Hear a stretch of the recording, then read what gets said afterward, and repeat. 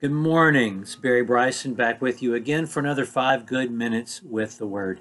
Today, we're going to be talking about the Sermon on the Mount, and we cannot overestimate the importance of the Sermon on the Mount because neither you nor I could imagine a world that it has not changed. Jesus' words in the Sermon on the Mount have crossed centuries and continents and cultures and religious backgrounds and have influenced thinkers for the 2 millennia since he delivered it. Jesus' teaching in the Sermon on the Mount was immediately recognized as earth-changing. It says in chapter 7, verses 28 and 29, the result was that when Jesus had finished these words, the multitudes were amazed at his teaching, for he was teaching them as one having authority, not as one of their scribes. And Jesus' moral authority and his clarity are heard clearly today in the things that he says in the Sermon on the Mount. Well, we need to pay attention to the very first verse because it gives us the setting of the Sermon on the Mount and also the geometry of it. When he saw the multitudes, he went up on the mountain, and after he sat down, his disciples came to him. The setting is the giving of a law. He goes up on the mountain like Moses went on the mountain. He sits down to teach in every synagogue. The teacher's seat was called Moses' seat. And then he gives a list, the way Moses brought a list back. But he doesn't bring a list of do's and don'ts. He brings a list of blessings. And so he is culminating the old law and moving to the next thing because he's the fulfillment. And now God's next thing is ready to start. We also get the geometry of the sermon in that he's in the center, his disciples are surrounding them, and then the world, the crowds are on the outside. He is engaging his disciples as they live in and engage the world. Jesus is doing nothing less than challenging the way we see the world and upending everything that we think so that we see the world through his eyes. To do this, he has to sometimes make up new words like peacemaker, which seems to be a word that Jesus himself coined. He says things that to our minds will be antithetical if we don't listen to him.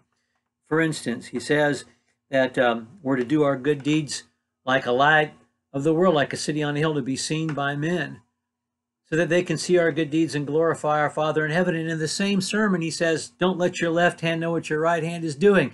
Do these things in secret. And yet we understand the context, what he's saying, that he's talking about our intention. He's also describing a loving relationship that we have with the Father in heaven. Any loving relationship needs to be visible between two people, but there are things between two people who love each other that remain private and are not made public. We understand that, and that's what Jesus is communicating. Okay, the structure of the sermon. The sermon begins with the Beatitudes, the blessings, where Jesus, instead of giving us commandments, as Moses brought down from the mountain, gives us blessings. But these things that are blessed are not things that we would think of as being blessed. You can't be merciful if you don't have the need to show mercy to someone who has wronged you. And being persecuted, being reviled, that's a blessing, and yet it is, because it connects us with saints of the past, the present, and the future.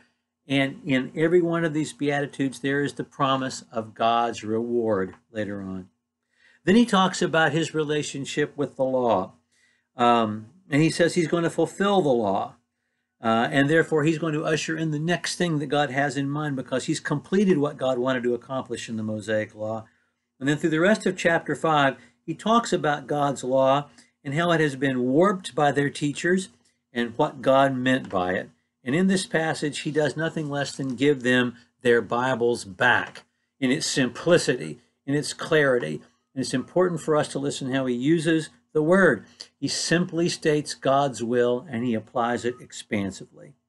Then in chapter 6, he talks about that personal relationship that we all must have with God, that he alone sees in secret and will reward openly. He finishes chapter 6 by talking about our need to choose between two separate masters, that we have to seek first the kingdom of God, that we can't serve God and our stuff. Chapter 7 is about discernment. He tells us not to judge, but then he tells us to be discerning, to judge everything by its fruits. And then it ends with a parable, a parable that teaches us how to read a parable. We'll come back to this later on when we talk about parables. parable of the wise and foolish builder.